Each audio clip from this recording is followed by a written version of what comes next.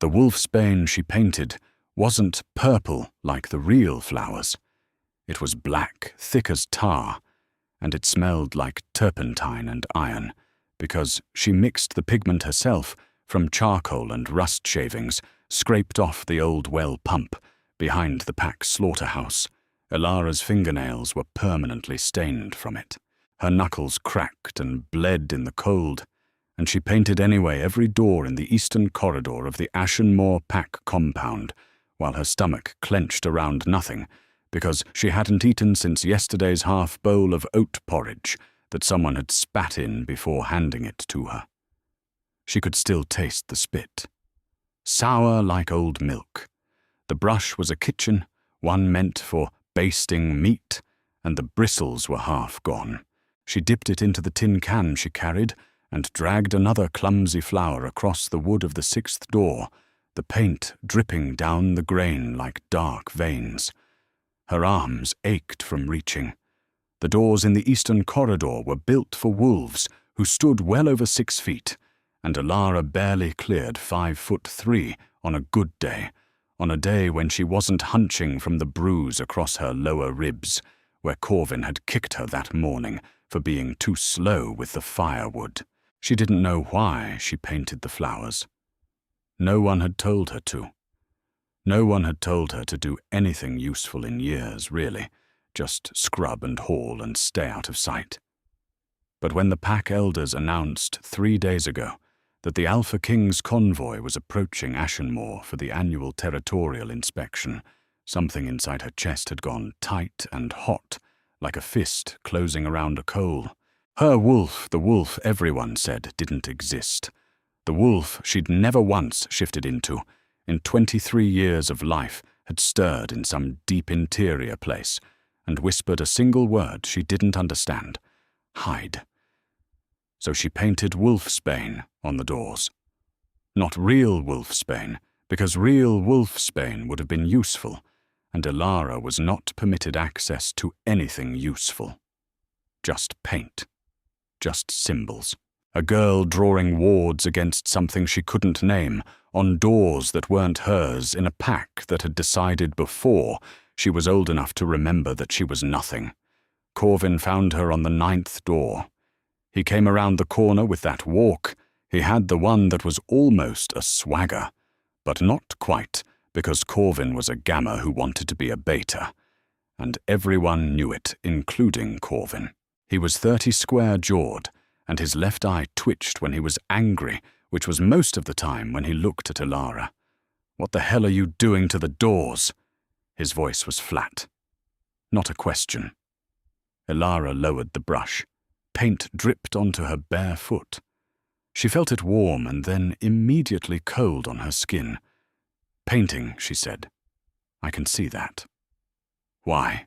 She didn't have an answer that would make sense to him, so she said the only thing that sometimes, not always, but sometimes made Corvin walk away. "Pack Elder Moira asked me to."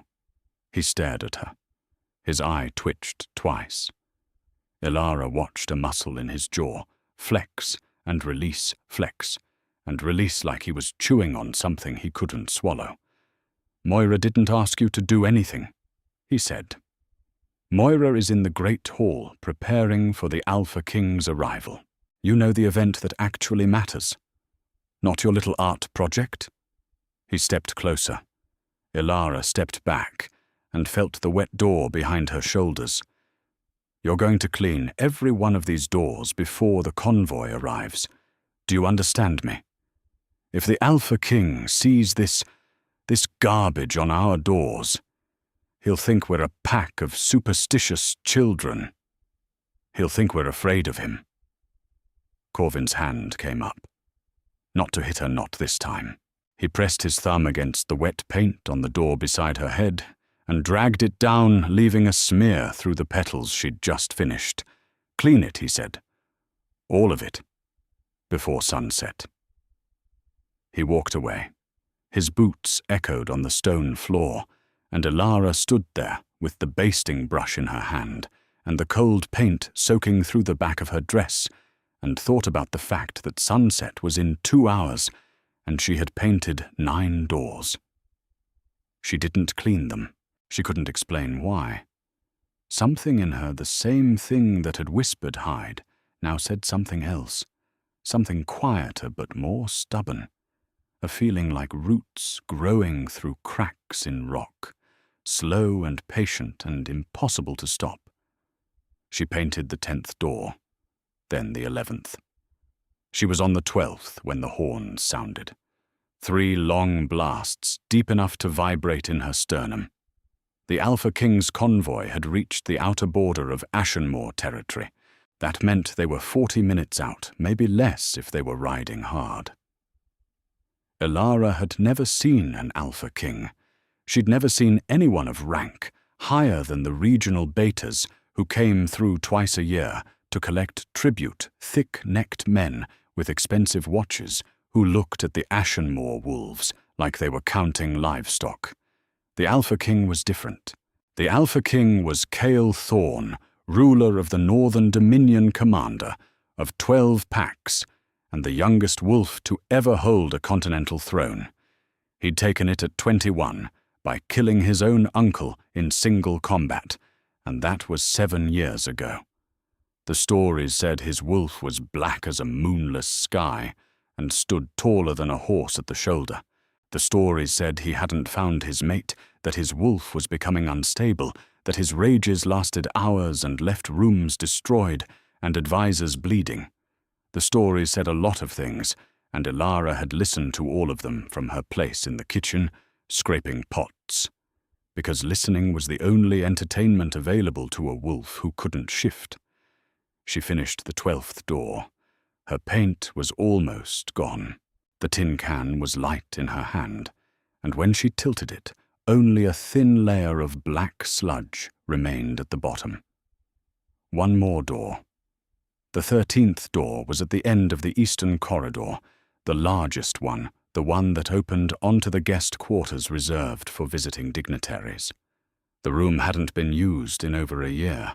Elara knew because she was the one who swept it, who changed the linens that no one slept in, who opened the window once a month to let the stale air cycle out and the smell of pine from the surrounding forest cycle in. She knew the room's smell intimately, cedar and dust and the faintly sweet decay of old potpourri that someone had left in a dish on the mantel 3 years ago and never replaced. This was the room where the Alpha King would sleep tonight. Elara dipped the brush into the last of the paint and began. She didn't paint a simple flower this time. Her hand moved differently. The strokes were longer, more deliberate, curving in ways that felt less like painting and more like writing, like her hand was remembering a language her conscious mind had never learned. The wolfsbane bloom she painted on that 13th door was intricate, layered, the petals spiraling outward from a center that looked almost like an eye. It was beautiful. It was the most beautiful thing she had ever made, and she stepped back and looked at it and felt a terror so pure and clean it was almost refreshing, like plunging into ice water. She didn't know what she'd just done. She knew it was more than paint. The brush fell from her hand and clattered on the stone floor, and Elara turned and walked quickly toward the kitchen, her bare feet leaving faint black prints behind her, her heart slamming against her ribs, like something caged and furious trying to get out. In the kitchen, the chaos of preparation had reached its peak. 3 Omega women were roasting venison on the massive iron spit over the hearth, and the heat hit Elara's face like a wall when she came through the door. The air was thick with smoke and rendered fat and the sharp green smell of herbs being crushed in the stone mortar by old Helga, who was deaf in one ear and compensated by being twice as loud as anyone else. "Turn the spit," Helga shouted without looking up. "Turn it now or the outside chars." Elara grabbed the handle. The iron was hot even through the cloth wrap, and she felt it in her palms, that dull building burn that she knew from experience would become a bright white pain if she held on too long. She turned the spit. The venison hissed and crackled, and fat dripped into the fire and sent up little geysers of flame that licked at her forearms. An omega named Darla slid past her carrying a tray of raw potatoes. Darla was the closest thing Alara had to a friend, which meant Darla sometimes handed her food scraps without making eye contact, as if feeding a stray cat she didn't want to become attached to. "You smell like turpentine," Darla murmured as she passed. "And something else." Alara said nothing. "Did you paint those doors?" Darla said. "Yes." Darla paused, her hands stilled on the potatoes. She was a small woman, wiry with a face that looked older than her 27 years, and she had a scar through her left eyebrow from a childhood fall that gave her a permanent expression of mild skepticism. "They're not going to protect you," Darla said.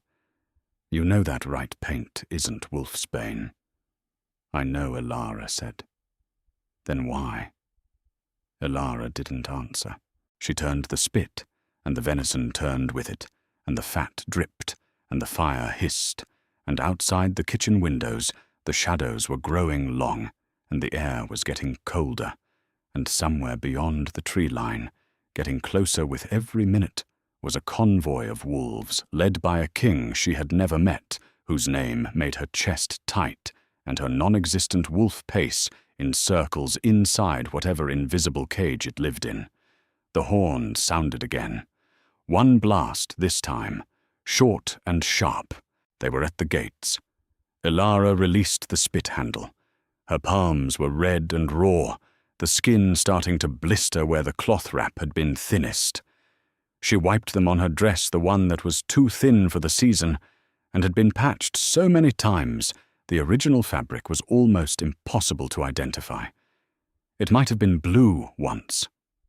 Now it was the color of dishwater. She didn't go to the gates. She wasn't welcome at the gates. The gate ceremony was for ranked wolves, for betas and gammas, and their families for the unmated females who would line the path, hoping to catch the Alpha King's eye, wearing their best dresses and their brightest smiles and their most carefully chosen perfumes. Alara went to the window. From the kitchen's east-facing window she could see the main courtyard, and beyond it the iron gate, and beyond that the road that wound through the forest like a black ribbon. Torches had been lit along the road. They burned orange against the deepening blue of twilight, and between them, emerging from the tree line, came the convoy. Horses first. Massive draft horses carrying armored wolves, their saddles adorned with the thorn crest, a silver wolf's head on a field of black. Then foot soldiers at least 30 moving in tight formation. Then 3 covered wagons carrying supplies or tribute or both. And then him. He rode alone. No banner-bearer, no escort flanking him. Just a single rider on a horse, so black it seemed to absorb the torchlight rather than reflect it. The rider was larger than any wolf she had ever seen, even seated, and he wore no armor. A dark coat open at the throat, despite the cold. Dark hair pushed back from a face she couldn't see clearly at this distance, but which made her window suddenly feel far too close. Her wolf slammed against the inside of her skull.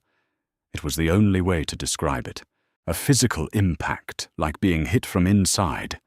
And Alara gasped and gripped the window sill and felt the blistered skin of her palm scream against the rough wood, and didn't care because something was happening to her, something enormous and terrifying and completely beyond her control. Her vision blurred, her ears filled with a high-pitched ringing, and then the ringing resolved into a sound, a heartbeat, not hers, deeper and slower, and so powerful she could feel it in her teeth. "No," she whispered. She backed away from the window. Her knees hit the edge of the kitchen bench, and she sat down hard, and Helga shouted something about the spit, and Darla was staring at her, with those skeptical eyes gone wide, and Alara pressed her hands over her ears and tried to block out the sound of a heartbeat that wasn't hers, but was somehow, impossibly, already tangled up with the rhythm of her own. The mate bond. She'd heard about it. Every wolf heard about it. The stories made it sound like warmth, like coming home, like finding a missing piece of yourself in someone else's chest. The stories were wrong. It felt like being torn open. It felt like every wall she'd ever built around herself was being dismantled by something patient and enormous and completely indifferent to her preferences. She stood up. She walked to the pantry. She closed the door behind her and sat down in the dark among the sacks of flour and the jars of preserved fruit and the bundles of dried herbs that hung from the ceiling and brushed against her hair. And she pressed her forehead to her knees and breathed. In, out, in, out. The heartbeat was still there. Louder now. Closer. In the courtyard she could hear the ceremony beginning. Pack Alpha Harlan's voice, deep and formal, offering the traditional greeting. Welcome, Alpha King, to the territory of Ashenmoor. We offer you shelter, sustenance, and the loyalty of our wolves. And then another voice. Lower. Rougher. A voice that sounded like it had been dragged over gravel and then set on fire, not because it was damaged, but because it carried a heat that made the air around it feel combustible. I accept your shelter. 3 words. Elara heard 3 words, spoken by a man she hadn't seen up close, and her body responded as if those words had been spoken directly into her ear, warm breath and all. Her skin prickled. Her stomach dropped. The dried lavender hanging above her head seemed to intensify, and she could smell impossibly through walls and across a courtyard something that was cedar and wood smoke and cold iron, and underneath all of it, something alive and wild, and specifically unmistakably meant for her. She stayed in the pantry for 40 minutes.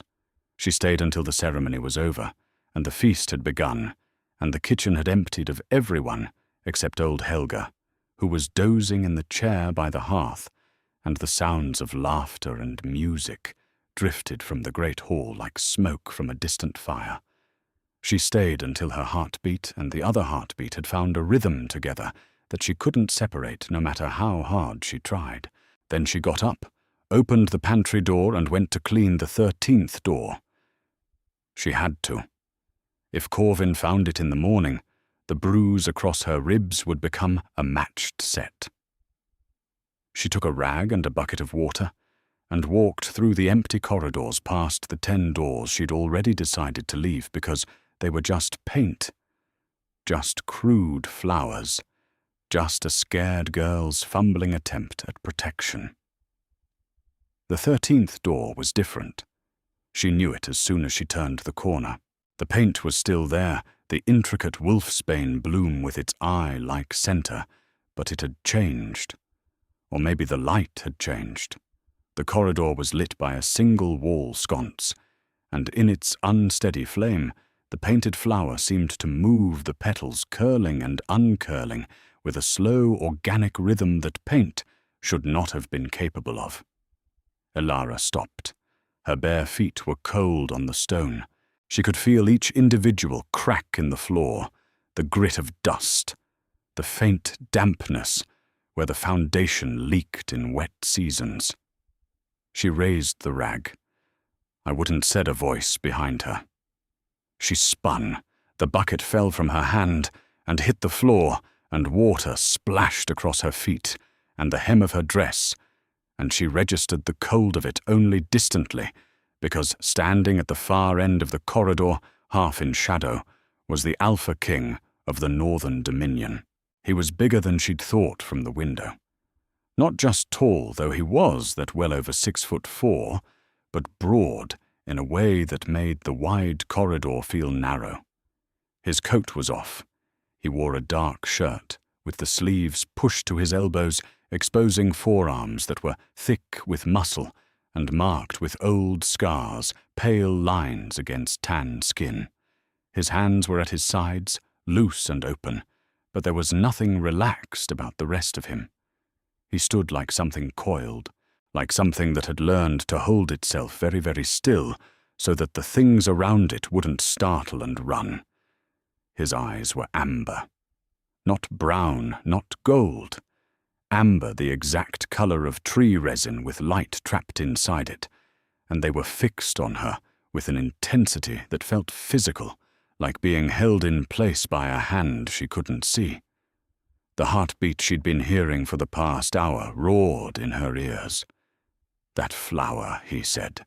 His voice was the same one she'd heard in the courtyard gravel and fire, but quieter now, almost conversational. "Do you know what it is?" Ilara's mouth was dry. "Paint," she said.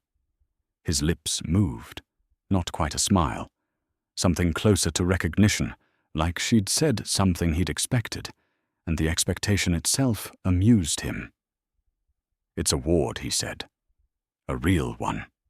Whoever painted it has the old blood. The kind that hasn't existed in these territories for 200 years. He took a step forward, then another. Each step was deliberate, placed like he was crossing a room full of sleeping things he didn't want to wake. "It won't keep me out," he said. "Nothing will.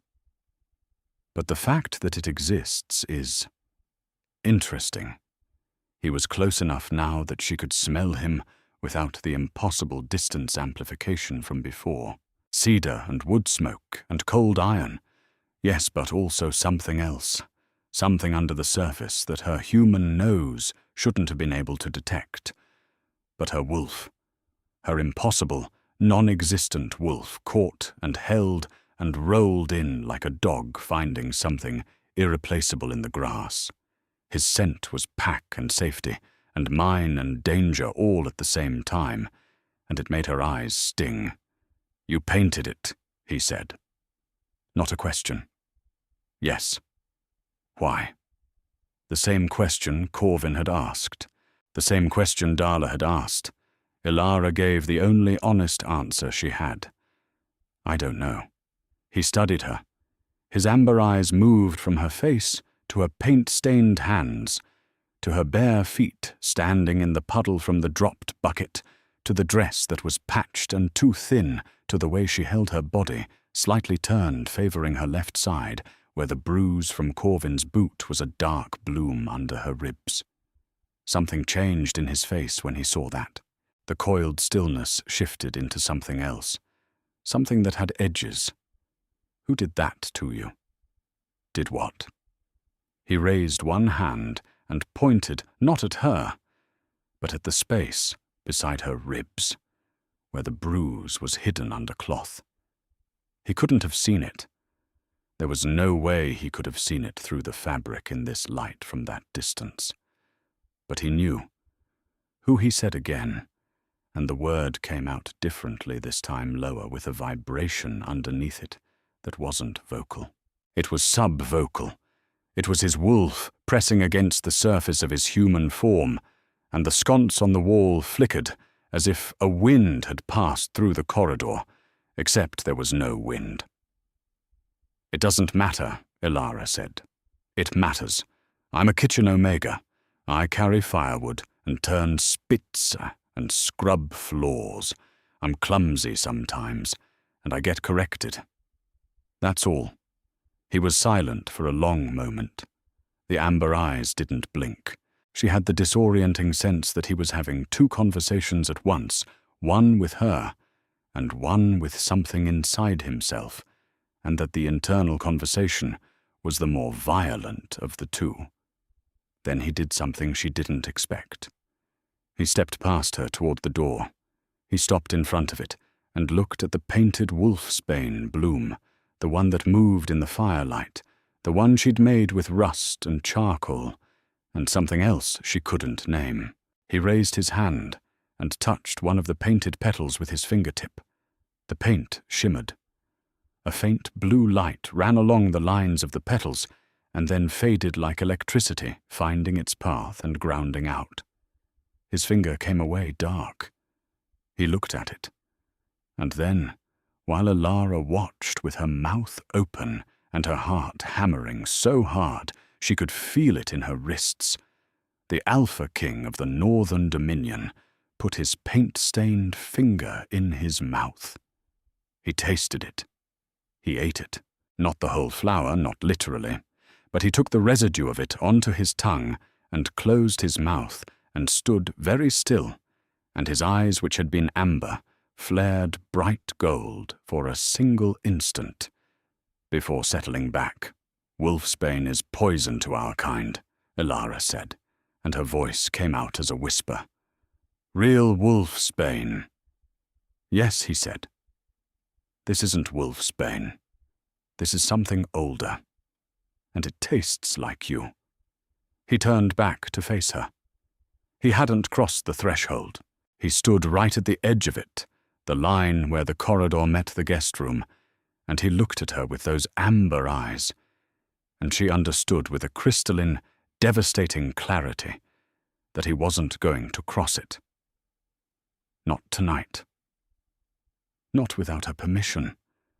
The most powerful wolf on the continent was standing at a door she'd painted fake flowers on, and he was choosing to treat those flowers as if they were real.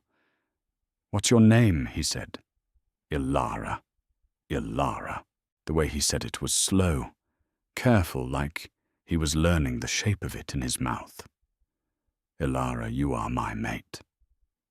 She already knew.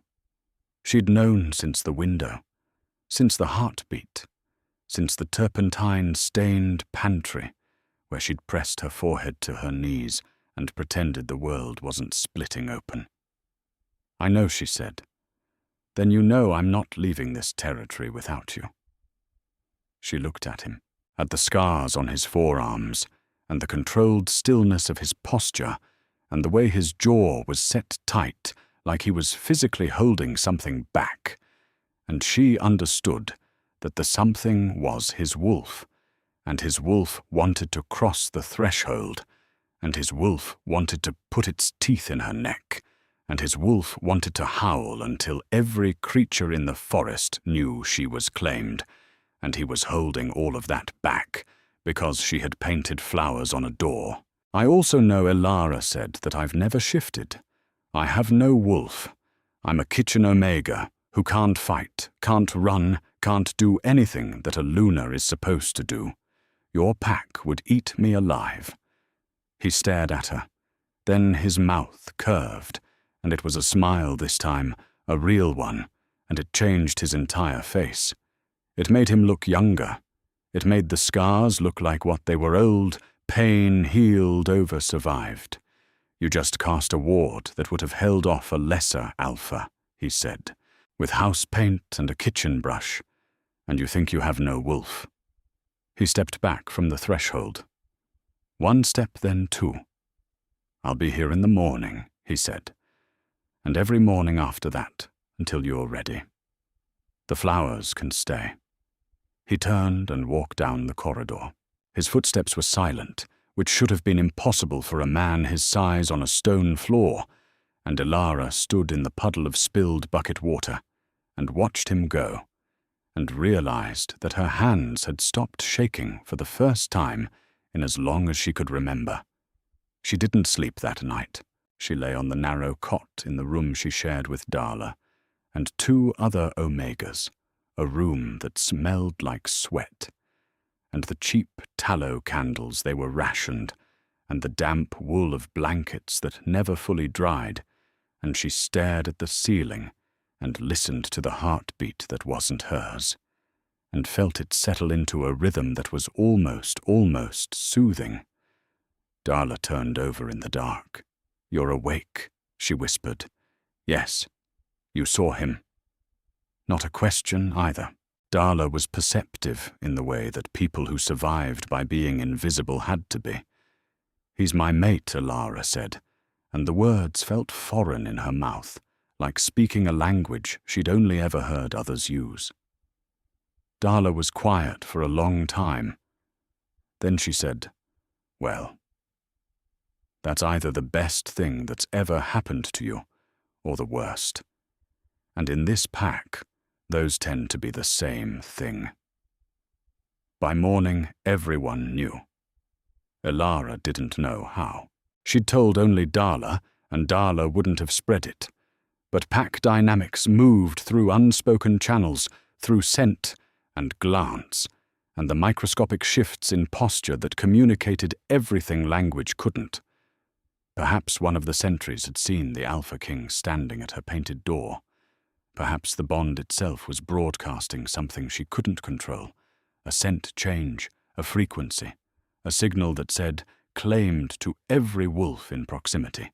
Whatever the cause, when Elara walked into the kitchen at dawn, the other Omegas parted around her, like water around a stone, and the looks they gave her were complicated.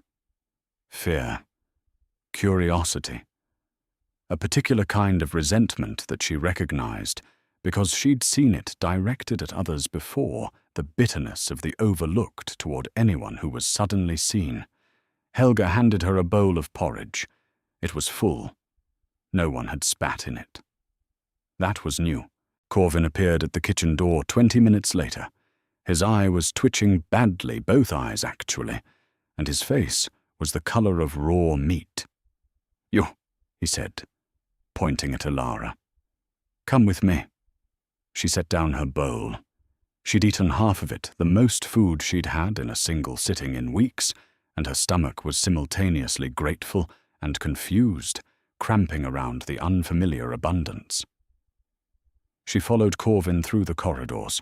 He walked fast, and she had to half-jog to keep up, and every step sent a dull pulse of pain through her bruised ribs. He led her not to the eastern corridor, but to the Pack Alpha's private study, a room she'd only been inside to clean, and even then only when Harlan was away. Harlan was not away. Pack Alpha.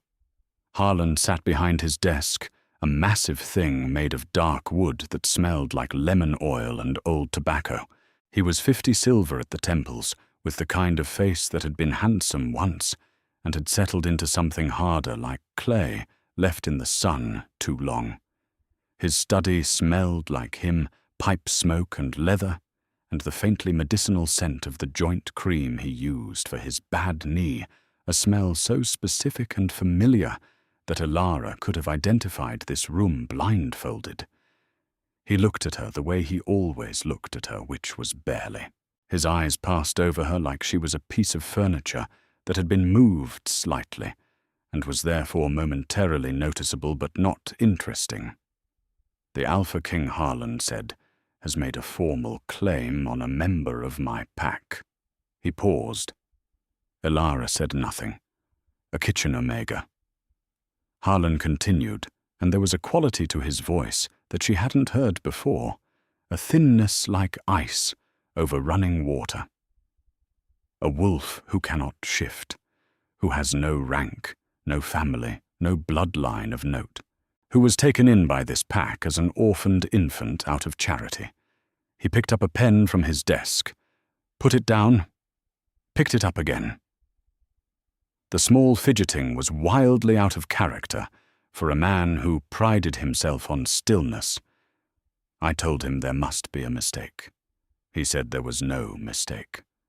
I told him we have 17 unmated females of beta rank or higher, any of whom would bring honor to his throne. He said he didn't want honor. He said he wanted you. Harlan looked at her then. Really looked at her for perhaps the first time in the 23 years she'd lived under his roof. And in his eyes, she saw something she didn't expect. Not cruelty, not contempt. Something more like vertigo, the disorientation of a man discovering that the insignificant thing he'd been stepping over for decades was actually the most valuable object in his house. "What did you do to him?" Harlan said. "Nothing, Alpha. You must have done something. This doesn't happen. The bond doesn't work like this." Not with Harlan stopped himself. Adjusted. Not between a king and an unranked Omega. "I painted flowers on his door," Elara said, and the absurdity of it almost made her laugh, except laughing in front of Harlan was the kind of thing that earned correction. Harlan stared at her. Then he turned to Corvin. "Bring her to the Alpha King's quarters. Clean her up first. Find her something to wear that doesn't look like a prison rag."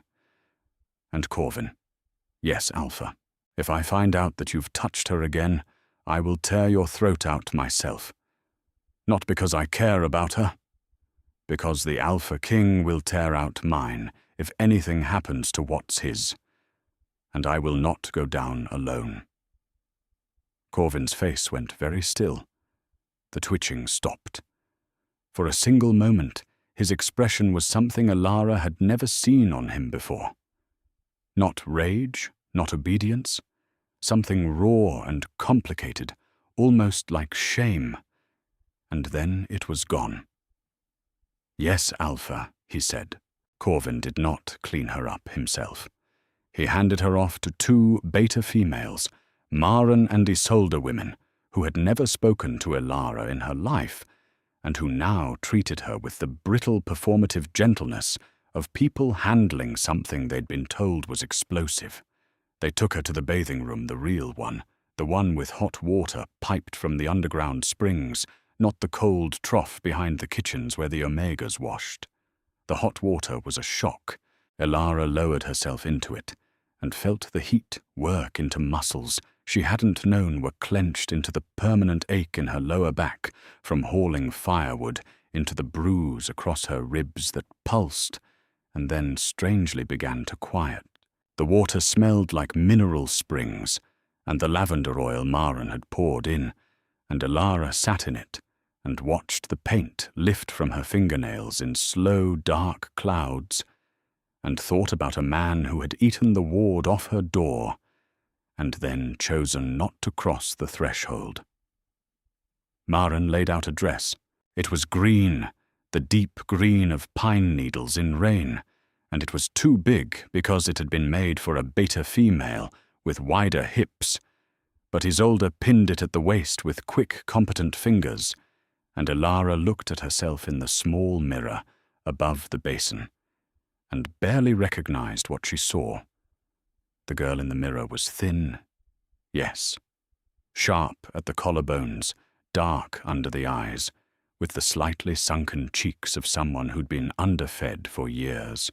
But the hot water had brought color to her skin, and the green dress made her eyes, which were a grey she'd always thought of as nothing, look like something else. Silver, maybe, or smoke. "You're pretty," Maren said, and sounded surprised and then looked embarrassed at being surprised. They brought her to the eastern corridor. The 13 doors still wore her wolfsbane flowers. No one had cleaned them. In the morning light that came through the narrow windows, the paint looked exactly like what it was, crude black strokes on old wood. Except the 13th door. The 13th door's flower still had that quality of almost movement, the petals frozen mid-curl, and where the Alpha King had touched it the night before, there was a gap in the design, a missing petal, like a bite taken from a dark fruit. Maren knocked. The door opened. He was dressed differently than the night before. A simple dark shirt, dark trousers, boots that looked worn and practical rather than decorative. His hair was damp pushed back, and in the daylight his face had the particular roughness of a man who had shaved quickly and not carefully, a small nick on his jaw still showing a dot of dried blood. The amber eyes found Alara immediately, moved over her, stopped on her face. "You cleaned up," he said. "They cleaned me up," Alara corrected. That almost smile again. "Is there a difference?" Yes. He looked at Maren and Isolde. "Thank you," he said. "You can go." They went. Quickly. The relief in their retreating footsteps was audible. Alara stood in the corridor. He stood in the doorway. The threshold between them was a line that felt significant beyond its architecture. "I told you I'd be here in the morning," he said. "You did." "Will you come in?" She looked past him into the room she knew so well from cleaning it. The bed she'd made with fresh linens last week. The mantel where the old potpourri still sat in its dish. The window that looked out onto the forest. Everything familiar and everything changed. "If I come in," she said, "what happens? We talk. I have questions. You have questions. We sit in chairs like civilized people and figure out what we're going to do about the fact that my wolf has decided you're the center of the universe, and your wolf, which apparently doesn't exist, painted a ward on my door that I haven't seen since my grandmother was alive." She looked at him. He looked back. The heartbeat was there between them that shared rhythm she couldn't unhear, and she realized that it had become overnight as natural as her own breathing. She stepped across the threshold. The room was warm. He'd lit a fire in the hearth, and the old potpourri smell was gone, replaced by wood smoke and the specific mineral scent of the underground spring water that fed the bathing room 2 floors below. He'd also, she noticed, brought in 2 chairs from somewhere and placed them facing each other at a distance that was close enough to talk, but far enough to breathe. She sat. He sat. The chairs were mismatched, one a heavy oak thing meant for a dining table, and the other an upholstered armchair that she recognized from the Pack Library, and the sight of the Alpha King of the Northern Dominion, sitting in a stolen library chair with his elbows on his knees and his scarred hands loosely clasped, was so incongruously domestic that something in her chest unlocked. "Ask your questions," he said. "Why did you eat the paint?" He laughed. It was a sound she hadn't heard from him before, short and rough and genuine, and it changed the quality of the air in the room. "Because my wolf told me to," he said. "And when your wolf tells you to eat something off a door, you either do it or you spend the next 3 hours fighting yourself. I've learned to pick my battles." What did it taste like? He considered this. Like ozone before a storm. Like the metal taste you get when you bite the inside of your cheek, and under that, something sweet. Honeysuckle, maybe. Or whatever you smell like under the turpentine and kitchen smoke. You could smell me. Through the paint, I could smell you from the gate, Alara. I could smell you before I saw the compound. My wolf knew you were here, half a mile out. I had to physically stop myself from shifting and running the rest of the way, because my wolf wanted to crash through every wall between us. And the Alpha King of the Northern Dominion doesn't arrive at a territorial inspection on 4 legs, foaming at the mouth. She stared at him. He was serious. "Your turn," she said. "Ask yours. How long have you been unable to shift always?" "Since birth, as far as I know. I was found as an infant at the Ashenmoor border. No one knows who left me. I was raised in the kitchens. I've never shifted, never felt my wolf, never had any of the abilities that ranked wolves have. Until yesterday." "What happened yesterday?" "The announcement came that you were arriving, and something inside me woke up." He leaned forward. The firelight caught the scar tissue on his forearms, and she could see now that the scars weren't random. They were organized, deliberate, running in parallel lines from wrist to elbow. She recognized the pattern. Binding marks, the kind left by silver manacles.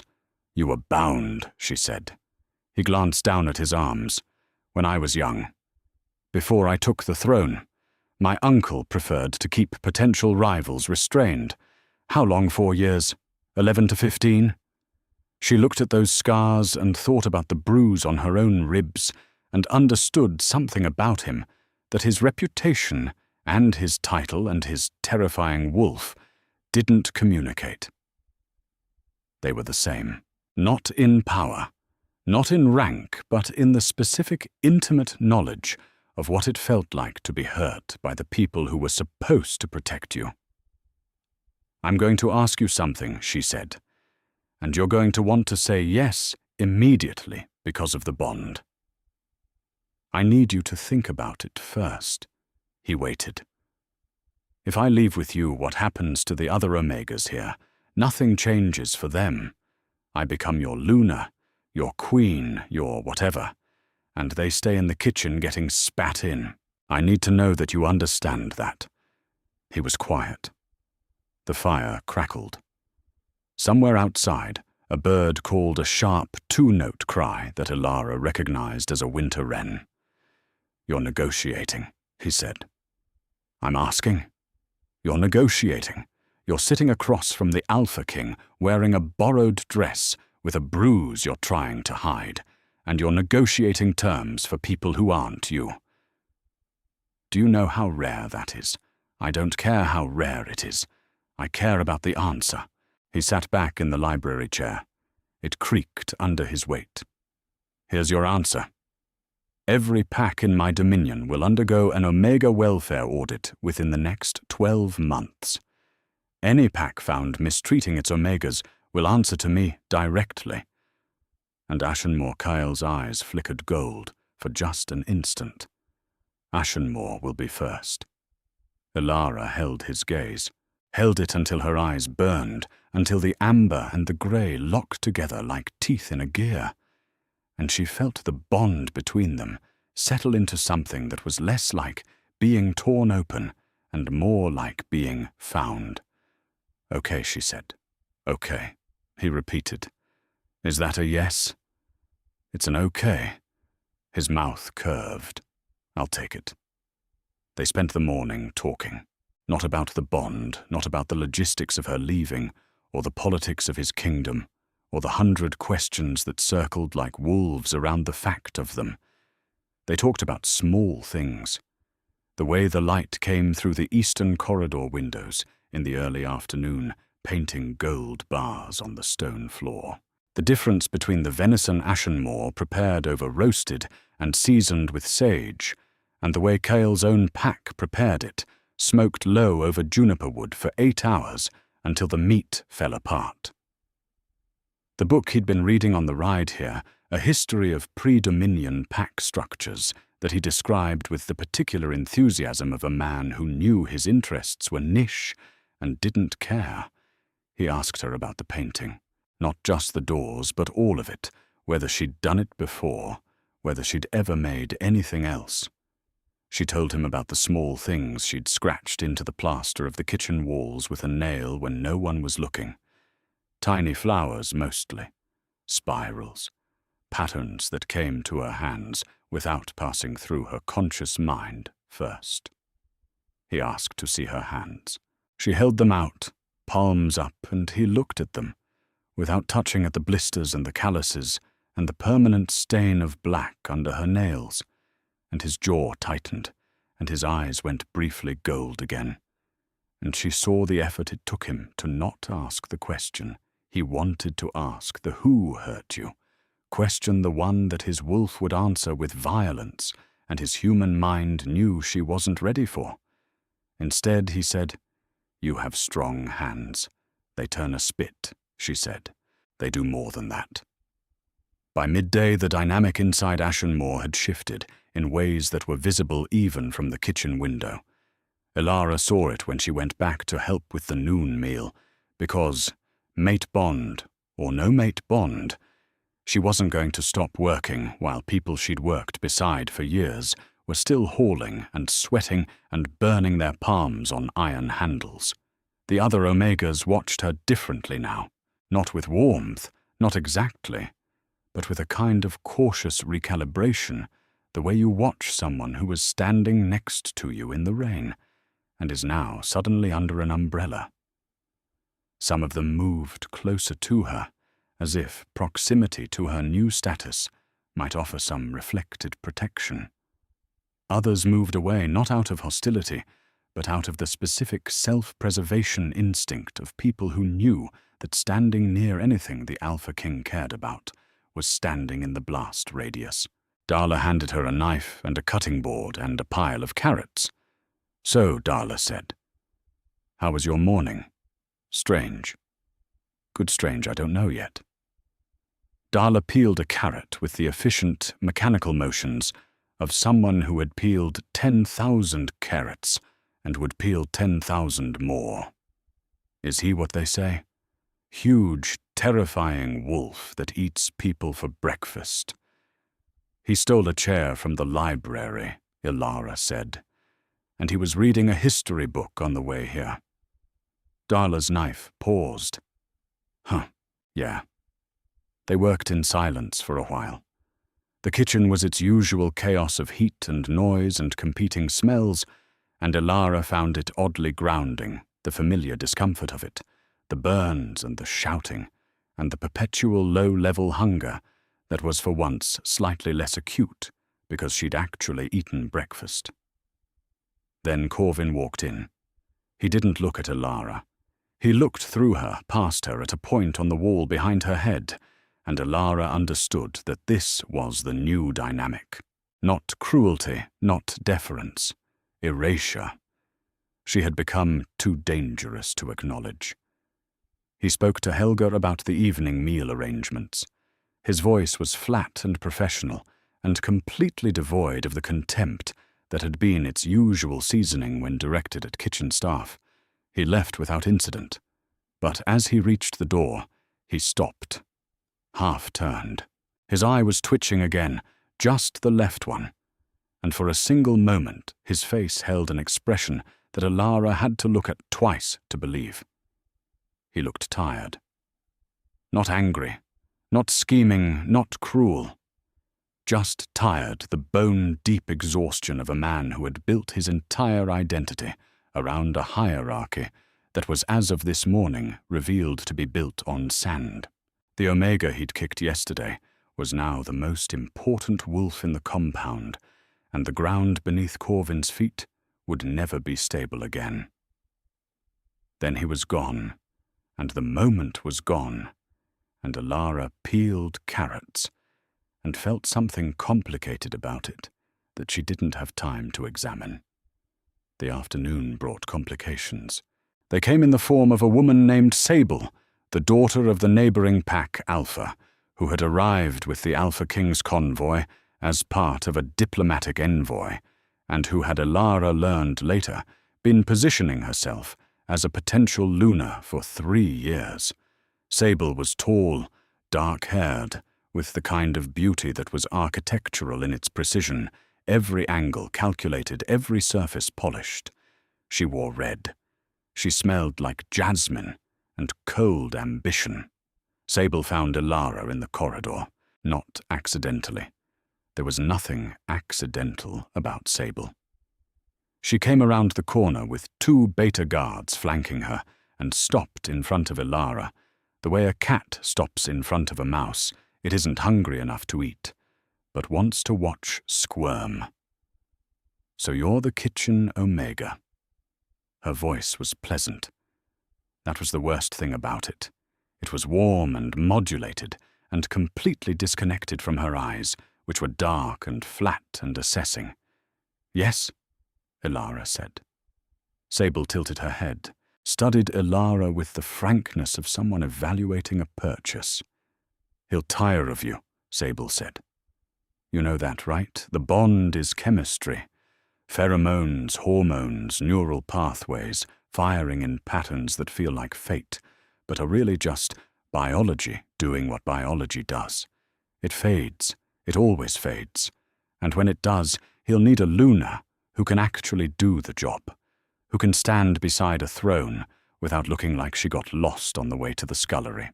"You might be right," Ilara said, and was surprised to find that she meant it, that the possibility Sable was describing wasn't a threat so much as a weather forecast, something that might happen, and that she would deal with if it did. Sable blinked. She'd expected fear or anger, or the kind of stammering deference she was accustomed to receiving from lesser-ranked wolves. Agreement wasn't in her playbook. "You don't even care," Sable said, and her pleasant voice cracked just slightly, showing something underneath that was closer to bewilderment than malice. "I care," Elara said. "I just don't know what to do about it." She walked past Sable and her guards, and she felt their eyes on her back, and she felt the bond in her chest, pulling her east toward the guest quarters, toward the 13th door, and she let it pull and kept walking in the other direction toward the kitchens, because the evening meal wouldn't make itself, and she was the kind of person who, when faced with an unsolvable problem, peeled carrots until a solution presented itself. The solution presented itself at sunset, or rather the solution was forced upon her by the arrival of 3 wolves from the Silver Ridge pack, the pack that bordered Ashenmoor to the north, whose alpha, a man named Brennan, had been trying to annex Ashenmoor's northern hunting grounds for 2 years. The wolves came in, fast running in shifted form, and the sentries at the gate barely had time to sound the alarm before they crashed through the tree line and skidded to a halt in the courtyard, shifting mid-stride, landing on human feet, naked and gasping. The middle one, a young male with blood running from a gash across his shoulder, shouted a single sentence that Elara heard from the kitchen window. "Silver Ridge is coming. Brennan is bringing his war pack. They know the Alpha King is here, and Ashenmoor is exposed." Then he collapsed. The compound erupted. Wolves poured from the great hall, from the barracks, from every corner of the grounds, and the orderly formality of the Alpha King's visit dissolved into the controlled chaos of a pack preparing for attack. Harlan was shouting orders. Betas were shifting their clothing, splitting, as wolves emerged, and the sound of it, the crack and pop of bones reshaping the snarling, the thud of massive paws on packed earth, was everywhere. Elara stood at the kitchen window and watched Cale walk into the courtyard. He didn't run. He didn't shift. He walked with the same deliberate, placed steps she'd seen in the corridor, and the wolves around him moved out of his way, like water parting for a ship's prow. He reached the collapsed messenger, knelt, and put one hand on the young male's uninjured shoulder. "How many?" Kyle said. 40, the messenger gasped. "Maybe 50. Full war formation. An hour out, maybe less." Kyle stood. He looked at Harlan. "Your northern border," he said. "What's the terrain?" "Dense forest. Ravine along the eastern approach. Open ground to the west. Then they'll come from the west." "Harlan, take your wolves and hold the ravine. Make them think the east is your weak point." "I'll take the open ground." Harlan stared at him. "Alpha King, with respect, the open ground is suicide. 50 wolves in war formation against what, your 30 soldiers." Kyle smiled. It was not the smile from the corridor. It was the other one, the one that reminded you why his uncle was dead, and his reputation was built on blood. 28, Kyle said. "And me." He turned. His eyes swept the courtyard and found Elara in the kitchen window, unerringly, as if the bond between them was a compass needle, and she was magnetic north. "Stay inside," he said. It wasn't a shout. He didn't need to shout. The words carried across the courtyard with the authority of a man whose voice was accustomed to being the last sound disobedient people heard. Then he shifted. Elara had never seen an alpha shift. She'd seen betas do it, seen the struggling, effortful transformation of bone and muscle, the seconds of vulnerability when the human was gone and the wolf was not yet fully formed. Cale's shift was nothing like that.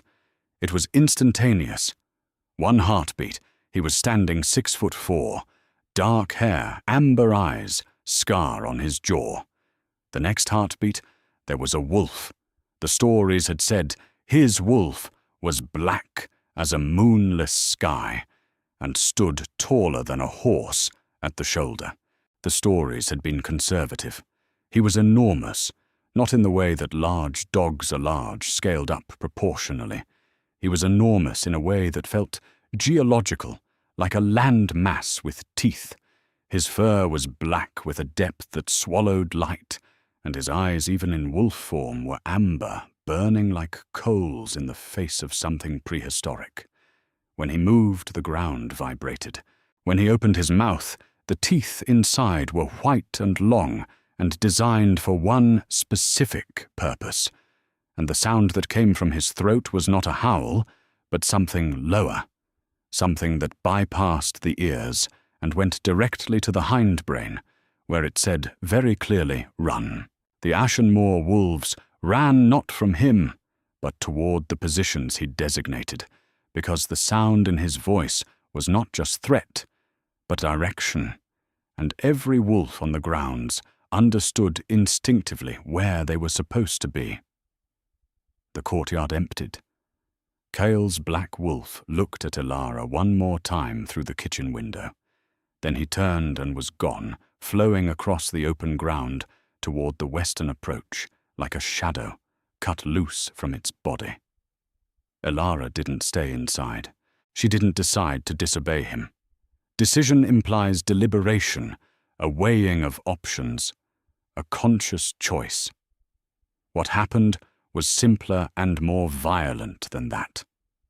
The moment his wolf disappeared into the tree line, the thing inside her, the thing she'd been calling her non-existent wolf, ripped itself awake.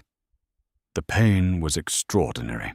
It started in her spine, a column of white fire that ran from the base of her skull to her tailbone, and she gripped the kitchen windowsill, and the wood cracked under her fingers, actually cracked, splitting along the grain, and she heard Helga scream and Darla shout her name. And then the pain moved into her ribs and her hips and her shoulders, and she fell. She hit the kitchen floor. The stone was cold against her cheek. She could smell the grease in the cracks between the flagstones. The old burn marks, the ghost of every meal that had ever been cooked in this room, and layered over all of it, the mineral and lavender smell of the bath she'd taken that morning, and the cedar and iron smell of the man she'd sat across from in mismatched chairs, and she screamed. The shift took 8 seconds. Later Darla would tell her it was 8 seconds, and that every second had looked like it was killing her, and that the sound she'd made wasn't a scream, but a howl, a real one, the kind that made every hair on Darla's body stand straight up, and every instinct she had say submit. When it was over, Elara was on the kitchen floor, but she was not Elara anymore.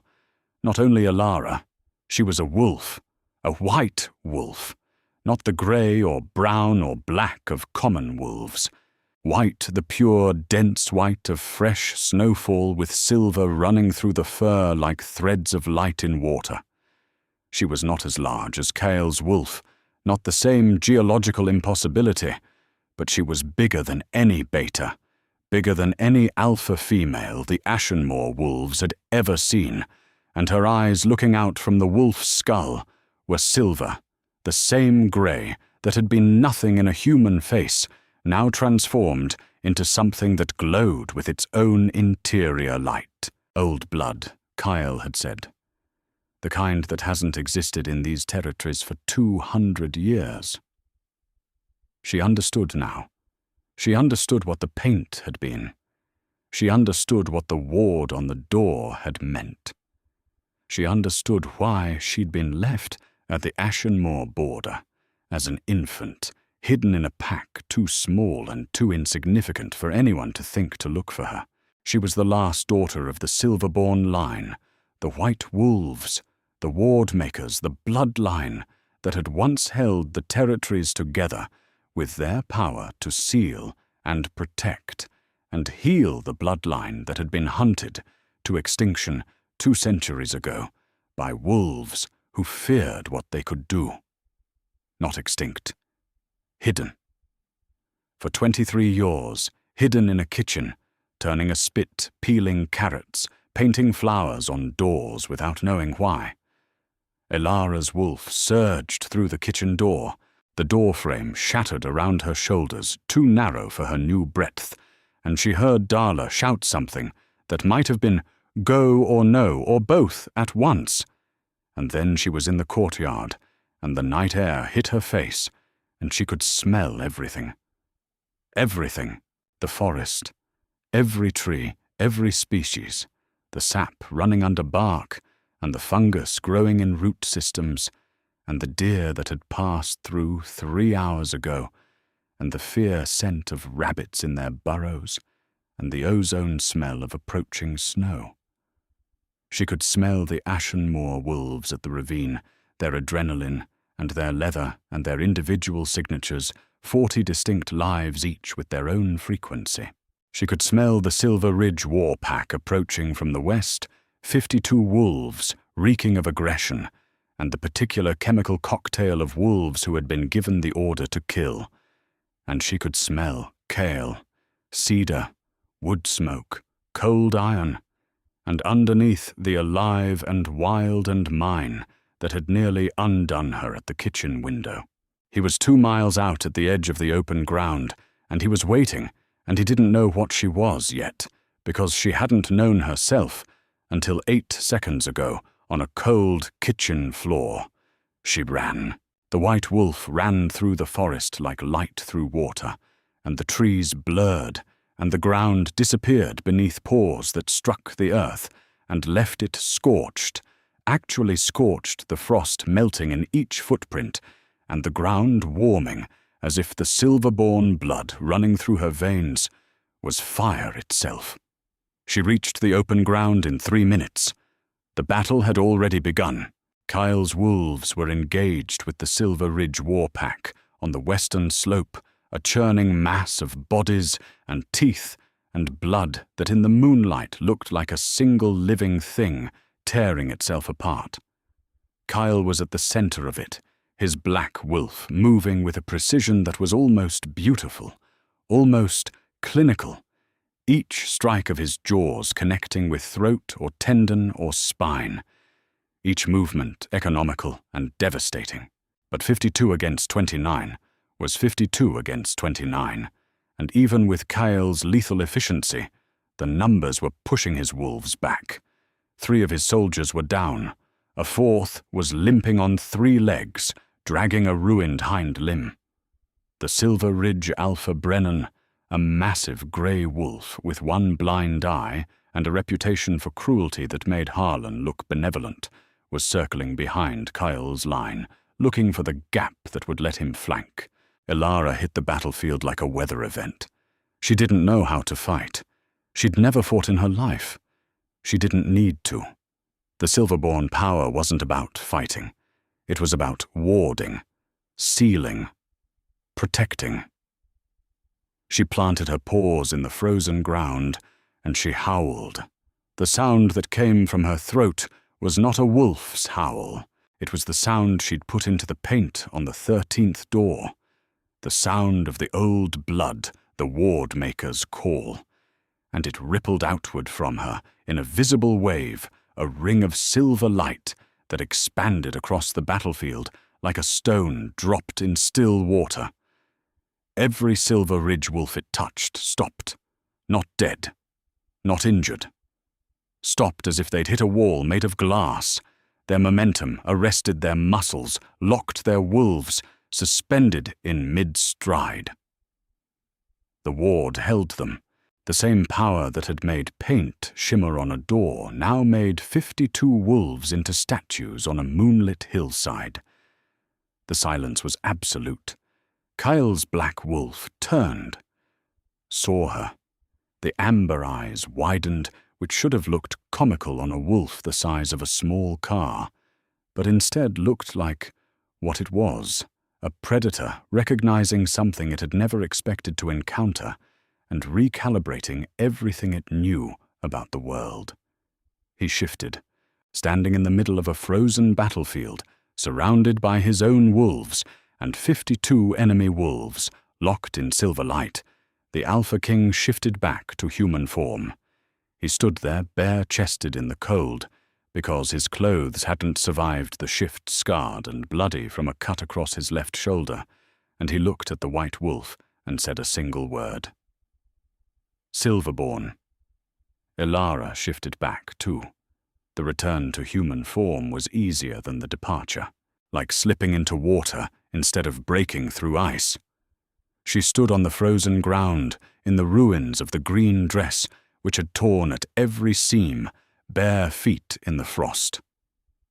Silver-eyed, and the ward light was still pulsing outward from her in diminishing waves, each one weaker than the last. "How long will it hold them?" Kyle said. "I don't know. Minutes, maybe. I don't know how to do this." He crossed the distance between them in 4 strides. His hands came up and cupped her face, and his palms were hot against her cheeks, hot like forge iron, and the blood from his shoulder, wound, dripped onto her collarbone, and she felt it warm and then cool, and she didn't flinch. "You're shaking," he said. "I'm cold. You're a Silverborn. The last one. Possibly the last one in the world." "I know. I just found out 20 minutes ago. I'm still processing." He laughed. That rough, short, genuine sound she was learning to recognize as the gap in his armor, the place where the king ended and the person began. "Then process this," he said, and kissed her. His mouth was warm and tasted like blood. His own blood from a split lip she hadn't noticed. And under the iron tang, there was something else, something that was cedar and ozone, and the residual sweetness of the ward she'd painted on his door.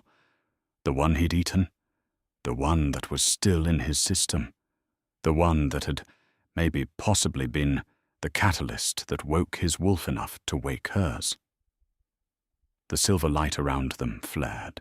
Then it faded, and the Silver Ridge wolves stumbled unfrozen, and several of them fell, and Brennan's blind-eyed grey wolf snarled, and then looked at Ilara and went very still, and in the sudden confusion, Kyle broke the kiss, and turned and said quietly, with that voice that carried like fire in dry grass, "Brennan, yield or die.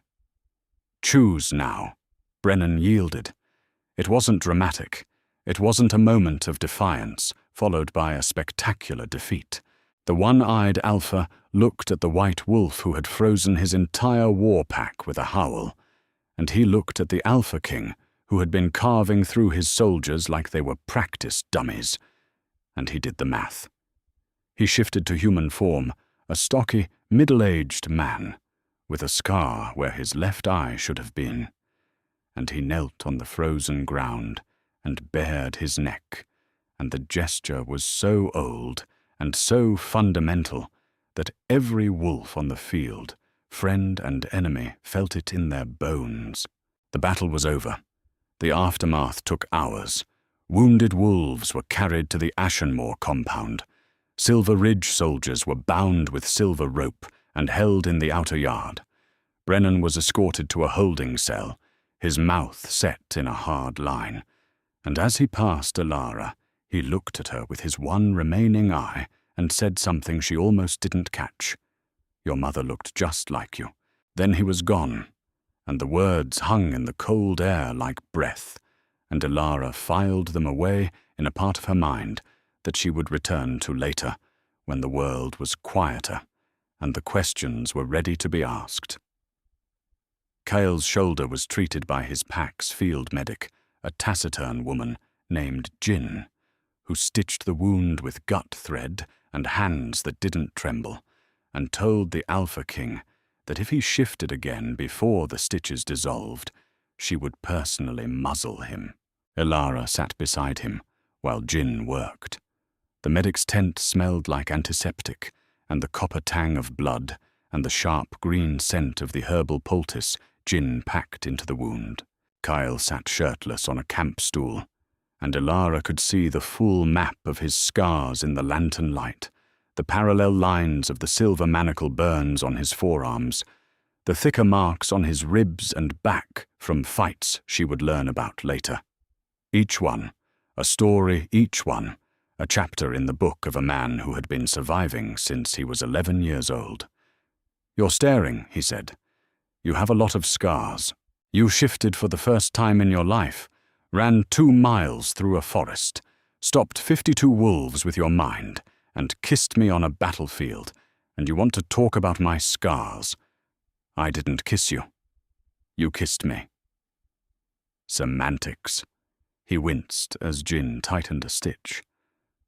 My point is, you might be in shock. I might be, Alara agreed. But your scars are right there, and I have to look at something. He glanced at her sideways. The amber eyes were softer than she'd seen them. The gold banked rather than burning, and the firelight from the lantern made the planes of his face look almost gentle. Ask, he said. The binding marks, she said. On your arms. 4 years, you said. 11 to 15. Yes. Who got you out? No one. I got myself out. I shifted in the manacles. Silver burns, but it doesn't hold an alpha whose wolf is angry enough. I broke them. Broke my own wrists in the process. They healed wrong the first time and had to be rebroken and set.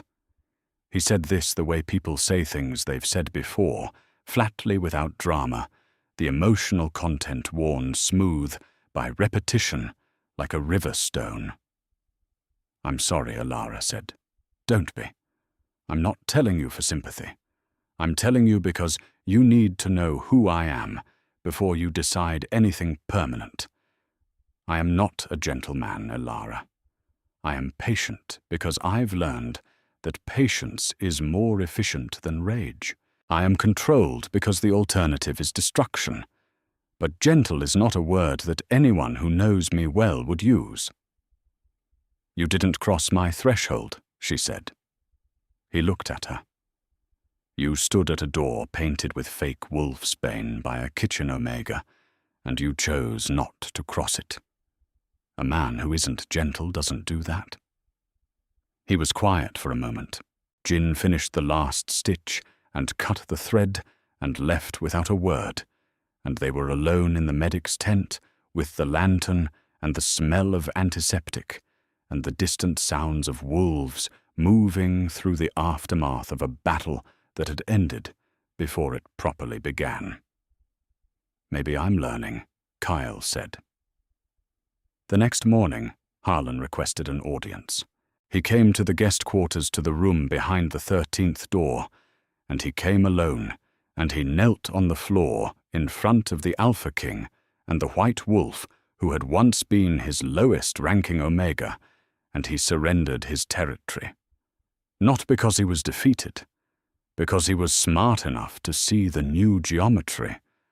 I'm not taking your territory, Kyle said. He was sitting in the stolen library chair. Alara was sitting in the oak dining chair. The fire was burning. 2 cups of tea sat on the mantel beside the old potpourri dish, which Alara had finally thrown away and replaced with a sprig of fresh pine from the forest outside the window. Ashenmore is yours. You run it. With respect, Alpha King, I've run it poorly. The Omega who saved your life last night, I've had her scrubbing my floors for 23 years. I don't deserve to run anything. Kyle looked at Alara. She looked back. That's for Alara to decide, Kyle said. Harlan looked at her, really looked at her, for the second time.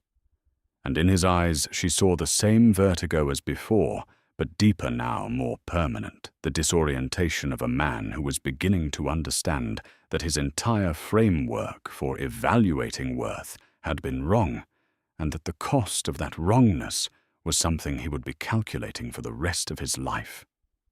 What would you have me do? He said to her. Alara thought about it. She thought about the kitchen, the spit, the sour taste of porridge someone had spat in, the basting brush, the cold floor, the thin dress. 23 years of being nothing in a house full of wolves who measured value by the strength of your fangs and the volume of your snarl. Keep the territory, she said. But Darla runs the household now. Not as a servant, as steward. She knows every corner of this place better than you do. and the Omegas eat at the same table as everyone else. Harlan swallowed. His throat moved visibly. Yes, Luna, he said. It was the first time anyone had called her that. The word sounded foreign and enormous, and slightly ridiculous applied to a girl who had been peeling carrots 18 hours ago, and Alara felt a laugh building in her chest that she converted at the last moment into a nod. Corvin was not punished. This was the part that surprised everyone, including Cale, whose wolf had been making a detailed plan for Corvin's destruction since the moment he'd seen the bruise on Alara's ribs. But Alara asked for clemency, and she asked for it specifically. He's not evil, she said to Cale. They were walking through the compound, her hand in the crook of his arm, because he'd offered it, and she'd taken it. And the warmth of his body against her side in the cold morning air was something she was already becoming addicted to. He's a gamma who wanted to be a beta. He kicked down because he couldn't climb up. That's not evil. That's structural. You change the structure, you change the behavior. And if it doesn't change, then I'll handle it myself. I froze 52 wolves last night. I think I can manage one gamma with an eye twitch. Kyle looked at her. The amber eyes were doing the thing they did when she said something that recalibrated his understanding of the world, the slight widening, the gold flare, the almost smile. You're going to be a terrifying Luna, he said. Good. The claiming ceremony happened 3 days later.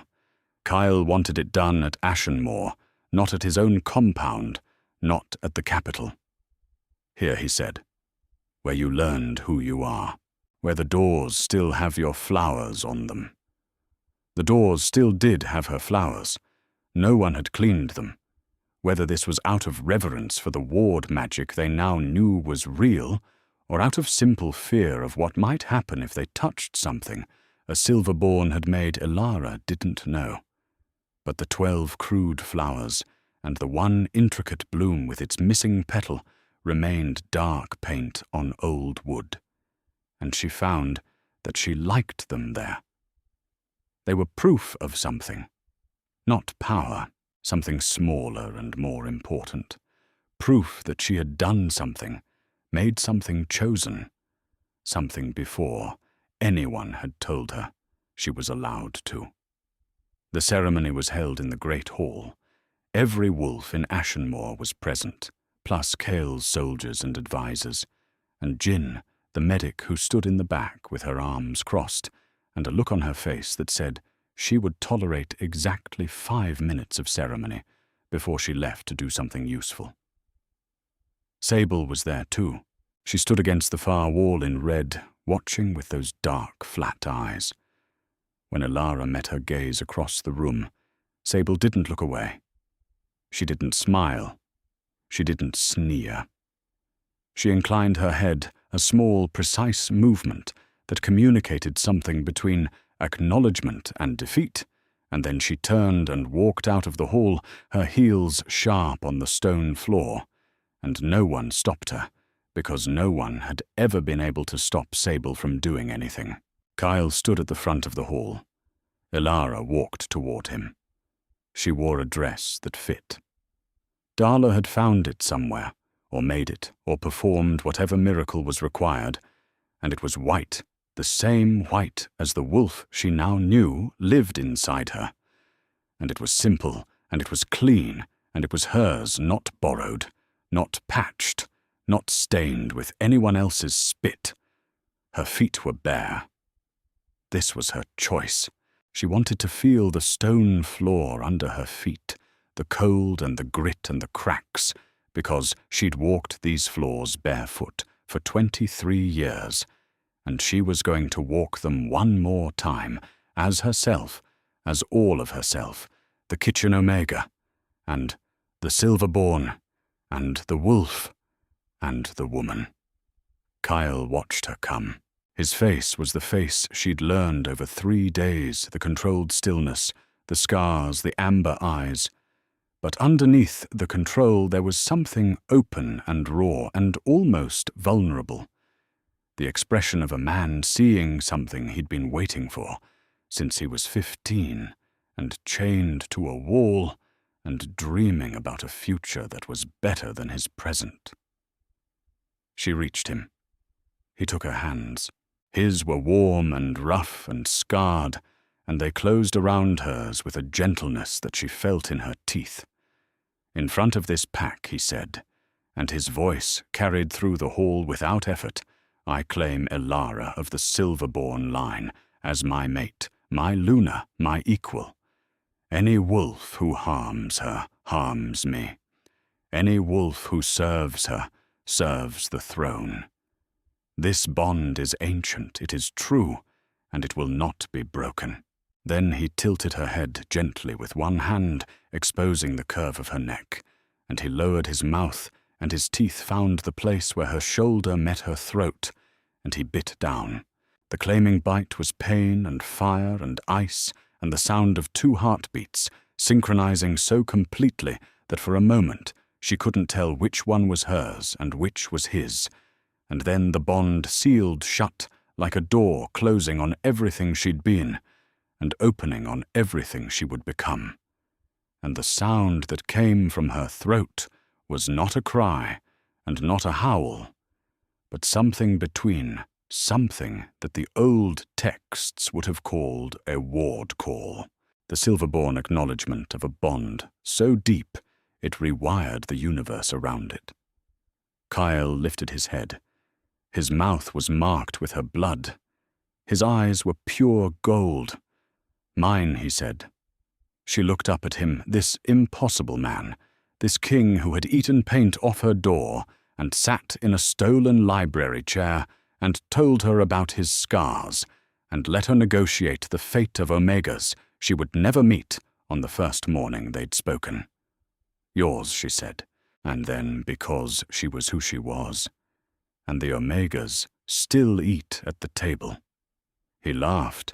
The rough, short, genuine sound filled the hall, and the wolves around them shifted and murmured, and a few of them laughed too, and the sound of it, laughter in a hall that had known very little of it, was the sound of something changing. Not magically, not instantly, but structurally, the way a crack in a foundation lets in light that eventually reaches the basement. Darla was standing in the back of the hall near Jin, and the 2 women, the thin Omega with the skeptical eyebrow, and the taciturn medic with the steady hands, exchanged a look that said more than any ceremony could. That night, Elara stood at the 13th door. She was alone.